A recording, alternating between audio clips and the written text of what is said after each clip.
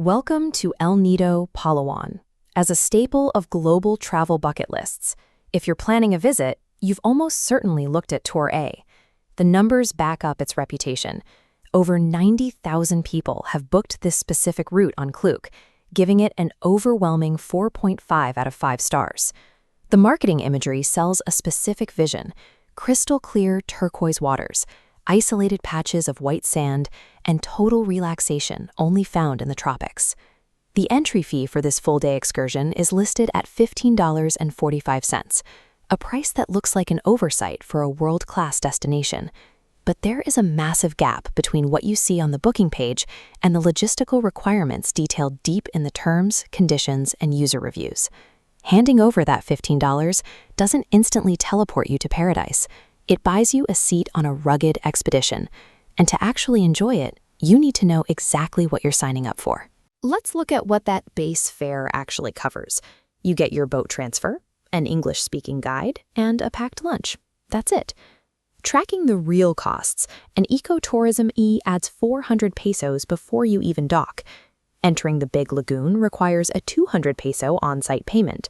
To explore it, a kayak costs 400 pesos, and a snorkel set is another 150. These add-ons aren't processed through the app. They are collected in cash, directly by the operators on the beach. If you show up with nothing but your phone and an expectation of an all-inclusive ride, you're going to be stranded on the boat. Financials aside, the physical environment of Palawan dictates how this trip actually plays out. You aren't strolling down a gangplank from a luxury yacht onto a pristine shore. User reviews consistently highlight a specific challenge. The tour boats are often too large to safely dock directly on the sand. This means you frequently have to jump off the boat into open water and swim 10 to 20 meters just to reach the beach. Inside the Big Lagoon, the shallow, rocky passages force you to actively row your own kayak to navigate the waterways. Tour A is an active, demanding aquatic expedition.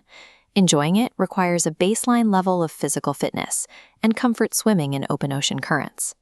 The official route is straightforward. You hit the Big Lagoon, stop for lunch at Shimizumu Island, navigate the Secret Lagoon, and wind down at Seven Commandos. However, you're doing this alongside thousands of visitors. You'll share the water with dozens of other groups, all vying for the exact same views. The natural geography amplifies the traffic. The Secret Lagoon is sealed off by jagged limestone, except for a single tiny entrance everyone must funnel through. To manage these surges, experienced boat captains will routinely abandon the printed schedule and shuffle the order of the stops on the fly. The printed itinerary is just a rough geographic guideline. Getting the most out of the day means letting go of a strict timeline and trusting the crew to navigate the crowds.